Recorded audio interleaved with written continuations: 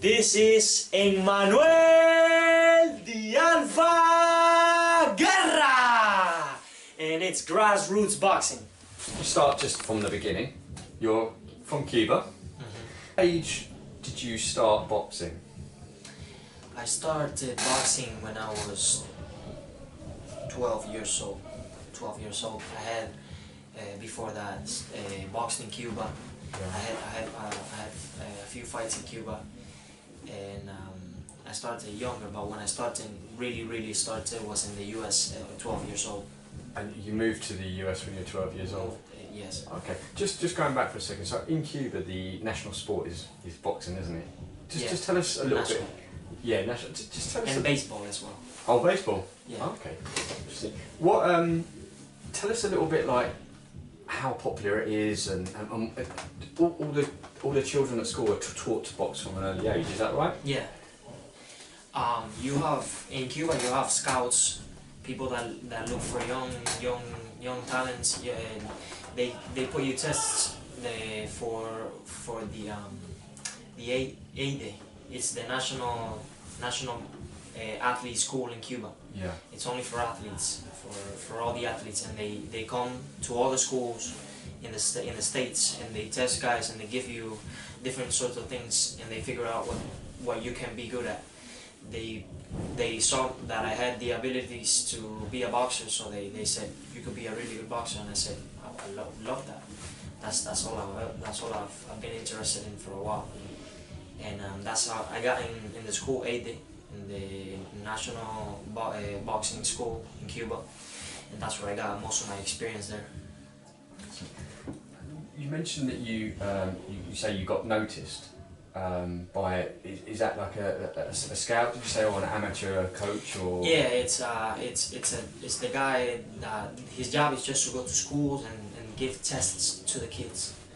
So if they see that you could be a soccer player, they'll put you as a football player, as you guys say here. Yeah. Football player or baseball, if you know. So when they put that to you, and obviously you clearly stood out, do they speak to your parents first? How does that work? Do they come to you, and do you know they say you can go to America? How does that work? Yeah, it's a process. It's a process. After they see that you have the qualities to be a boxer or whatever. They talk to your parents, and they're serious, and they tell them that you're going to be in a school you will sleep in the school. That's in America, is that right? No, that's in Cuba. You sleep in the school, you eat there, they give you the diet, they give you everything, and you're around all the other athletes, and you live with all the athletes, and I think it's really good, because when you have all the athletes that have the same mentality, and you really push yourself. You really push yourself to be the best. That's why I think so many Olympic gold medalists from boxing come yeah, from absolutely. Rigondeaux, Lewis and Jesus, obviously quite well. So with are they training? Also in this camp, are they training you to then fight for the Cuban national team? Is that the? That's the highest goal. That's the goal. Their goal from the very beginning is to fight national and represent, and they want you to represent Cuba. And you also have to fight in the state. You have to win out of the state, and then once you win in the state, you fight with the other states, and that's how you make the national team. I got out young. That's when I came to the U.S. and I didn't continue to pursue my dream to the Olympics. So what? So you had some amateur fights in Cuba. Roughly how many fights did you have? Roughly before you came to the 50 something. 50 something.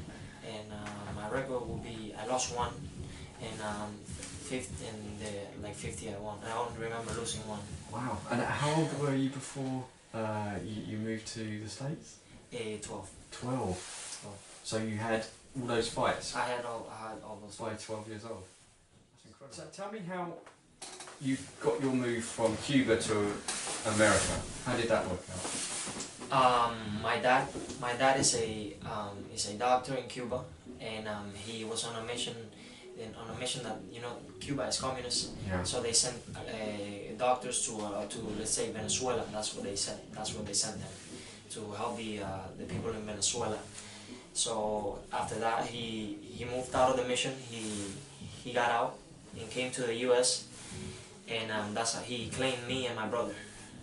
My brother is 25 years old. And you moved to Miami, is that correct? Miami. Not a bad place to start. Obviously, you got the whole Hispanic. The whole Hispanic behind me. Yeah. So tell me about. So when you moved there, you say 12 years old. Did you continue your boxing straight away? Talk to me a little bit how you. No, I didn't do it straight away. I did football. Football or soccer? Soccer. Oh, football. Okay. Yeah, I was competing for a team and everything. Yeah. And we got second place in the U.S. I liked football. I like football. But my coach decided to move to another state in North Carolina, from Miami to North Carolina, and everything just grew apart.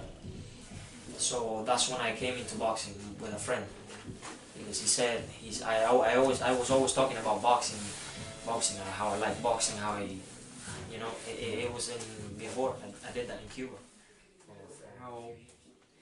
How you got noticed and how that came about? When I got from school, that's when my friend told me there's this boxing gym, this new program that's getting kids getting new kids. It was so popular that by the time when I went there, it was already filled up with too many people. So I went and I said to the owner, I box in Cuba and I have some experience. I love to fight. I love boxing. And he said that they don't have any space. So I went home, thinking about it. And when I got home, I said my mom, I really want this gym. And I kept going for 2 weeks straight, every day, trying to see if they have a spot. If they have a spot in the boxing gym. And until they didn't have the spot, but it just got to the point that the owner said, okay, if you like boxing so much, show me what you got, come inside.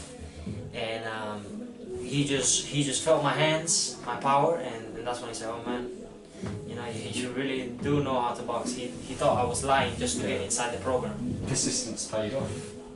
Huh? Well, persistence paid off. Yeah. Just keep going.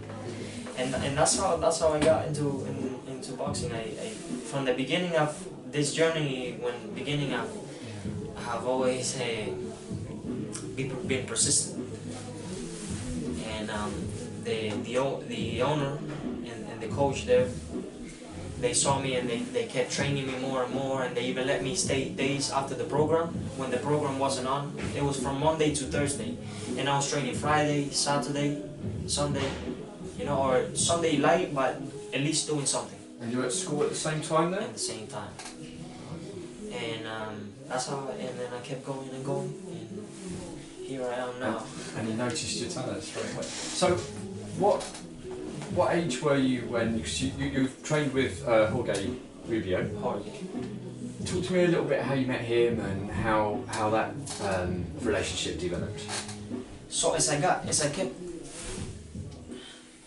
getting bigger and winning fights, amateur in the US, I decided to change coach because I knew that my coach in that gym wasn't at the level that I wanted to continue to grow and you wanted to start taking it really seriously. Yeah, serious.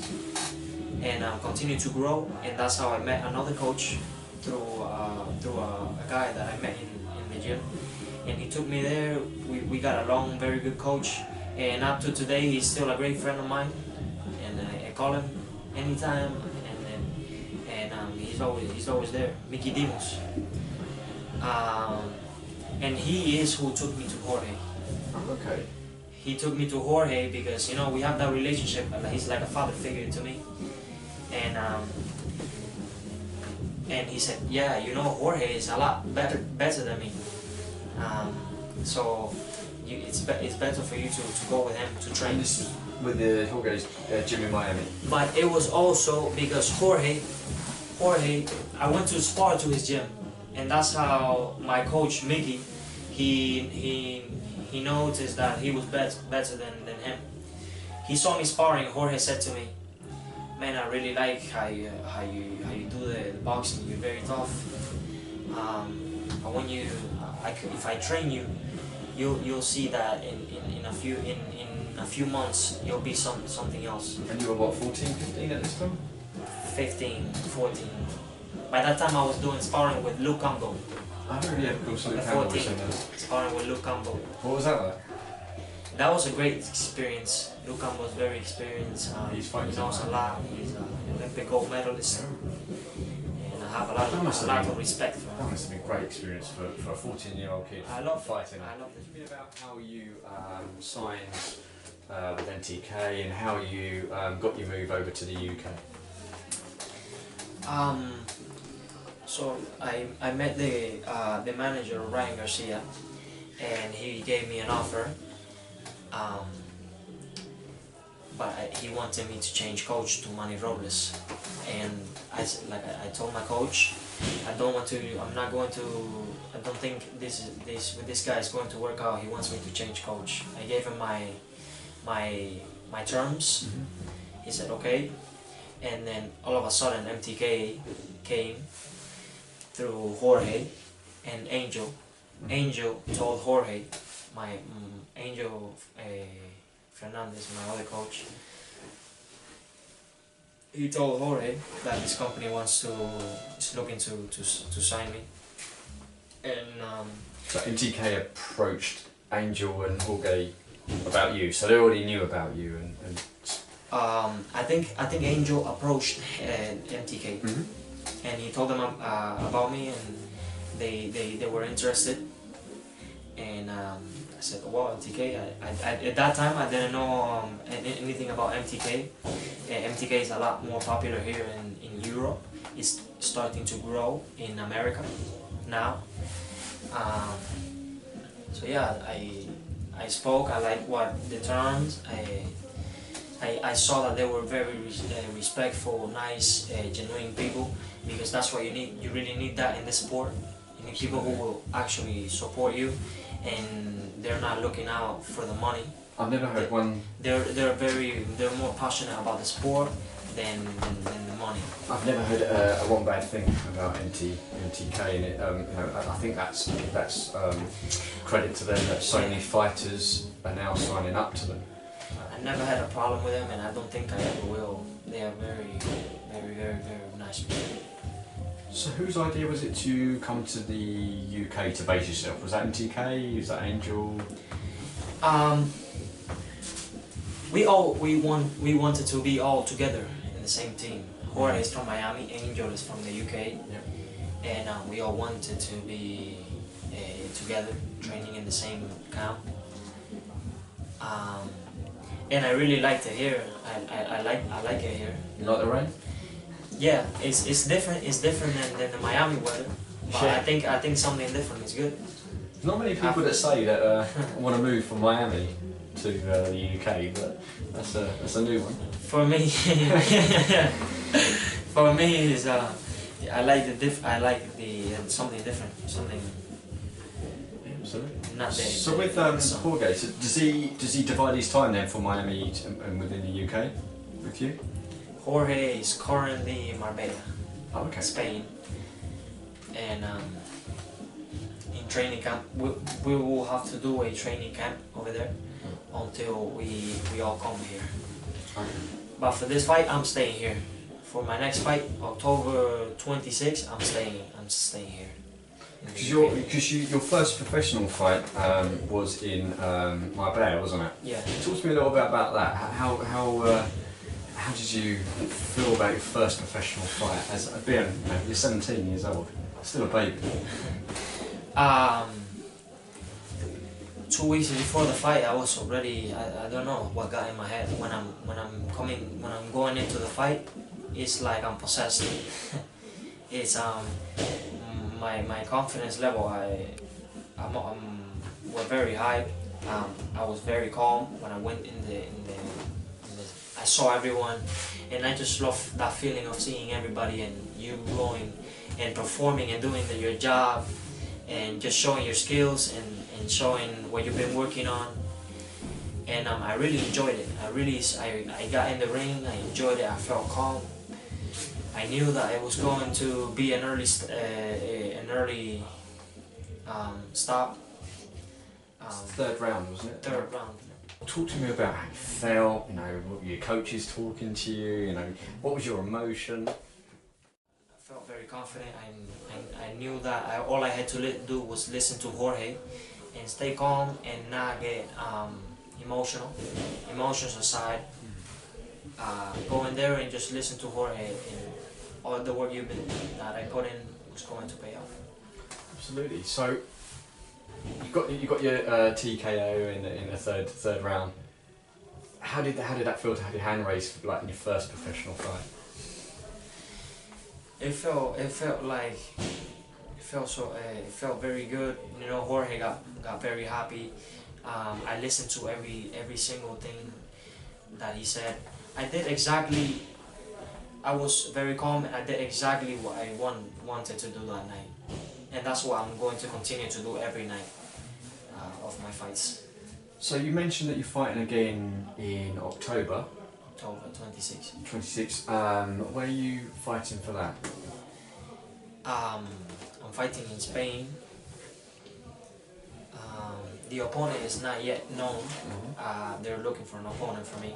Is that going to be like a four round? Yeah, 4 round. Obviously, Jorge's based in Spain. When will you go out and meet him to finish training for your next fight? I'll have a few, let's say 2 weeks here. Do some conditioning early before the fight. It's the perfect time now to be doing conditioning and strength. And when I go to Marbella, Spain, I meet with Jorge, and then we finish up with the skills of boxing and just sharpening up. The last week, it's always looking for speed. Before that, it's all power. The last week, you're looking for speed, movement, and just staying loose and thinking about what you're going to do in the fight. And by that time, you have already studied your opponent, you have already seen him, you have already seen what mistakes he does, if he drops his hand, if he doesn't go back, if he likes to come forward.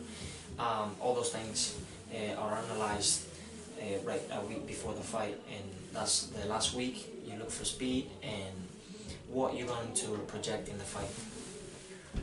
As I said, you don't have an opponent yet. When are you likely to know who your opponent is going to be? I'll know about it in a week. Soon this week I'll probably know already. MTK will send me an opponent. And that's when you sit down with. And that's when we start sitting down and analyzing right away. The fight, is it going to be at welterweight? Welterweight. Do you see that's where your weight is for the next foreseeable future, for the next 6-12? I see it. For now, it's very easy for me to make that weight. I just have to do what I always have done for my fights.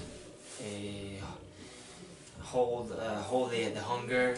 Don't eat fish and chips. Don't eat fish and chips. And Jorge mostly takes care of the diet. He even cooks for us. Jorge is a very skilled guy, guys. Jorge knows a lot. He's been around a long time. He's a great trainer. He takes us all everywhere, and when we go running, he comes with us. So he's not like, oh, laying down. Yeah, you go run. No. He's very passionate into what he does, and that's why I think he's one of the best coaches in the world. So have you discussed with Jorge what's going to happen in the next 6, 12, 18 months? Is it going to be taking it slow, or does he want to put you in bigger and bigger fights?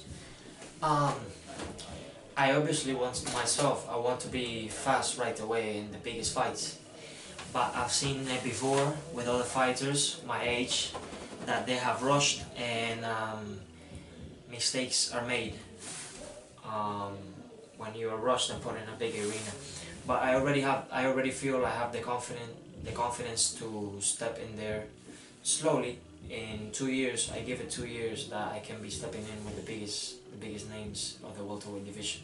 So you think within 2 years you could be fighting for a world title? Yes, in 2 years I see myself. I've always pictured that way. In 2019, that I would be already fighting and defending my a belt. Fantastic. What does Jorge, an angel, say? Jorge is getting more and more confident with me every time, but he also wants me to, even though he sees my difference in power, my difference in speed, how I spar with guys with more experience, more weight, more power, I mean older, with more experience,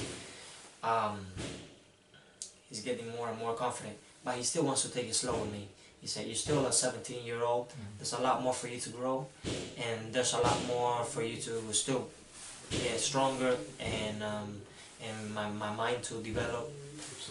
So if it's up to me, I would go fight at 20 years old for a world title. No problem, 12 rounds. That's what your coach is there for, isn't it? To guide you to. But my coach is obviously there to guide me, and he's responsible. So I trust my team. I trust whatever they say. If they want me to fight when I'm 25, I trust them. So you got your fight on October the 26th. Is it possible that you'll fight again this year? After this fight? After this fight. I see it's very possible. I told MTK that it's fine for me to have 3 fights this year in the time period. They said no problem, we'll always have fights, we'll always have shows, and I'm excited with MTK, being with MTK and having them bringing in fights for me. So thank you for speaking to us today. It was a great pleasure, absolute pleasure speaking to you. Is there anyone that you want to give a shout out to, sponsors, MTK? Yeah, definitely. Thank you very much MTK for giving me so many great opportunities this year. The best is yet to come. We're going to achieve many great things together.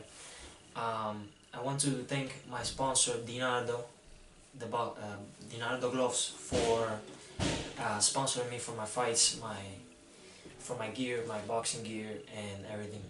I'm very thankful. I also want to thank all the people that have supported me from the beginning and seen me growing up young, and always been asking my next fight, and I'm very glad for all the support. So, how can we follow you on social media, Twitter, Instagram, Snapchat? They can find me at #ENMANUEL GUERRA. It's spelled ENMANUEL GUERRA. Manuel Guerra. And is that the same for Instagram as well? Yes. My Twitter is Emmanuel Guerra 5, and my Instagram is Emmanuel Guerra by itself. Fantastic. I'll put those at the end so people can follow you. So, thanks very much for speaking to us today, and hopefully we'll get to catch up with you soon. It's been a great pleasure. I'm very glad to be on this YouTube channel with you guys, speaking about boxing. Thank you very much. Thank you very much. Take care. Do you have a message for your fans in Cuba and America? Definitely.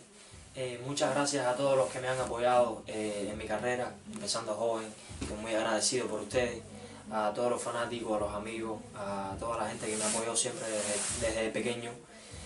Me estoy muy agradecido, la gente del Capiro, Santa Clara, Cuba. Estoy muy contento.